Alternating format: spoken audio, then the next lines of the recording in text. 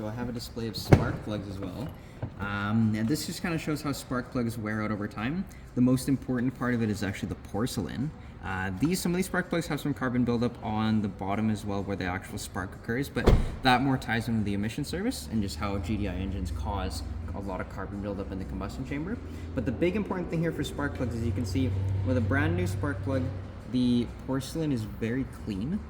But over time, what happens with plugs as they wear out is they actually short internally. So inside this spark plug, there's a coil which ramps up the voltage. It's combined with the ignition coil, it ramps up the voltage, which allows for a nice clean arc right here where the spark is supposed to occur. But over time, as that shorts out, it actually heats up this porcelain to like extreme temperatures. And you can see that as time passes, as that porcelain burns, like physically burns, that's how you can tell that the internals are starting to short. And once it reaches about this point right here, around, for turbo engines, usually around 70,000 kilometers, but generally around 5 years or 100,000 kilometers, that's the point when you want to replace them, because you can definitely tell they're starting to short quite a bit.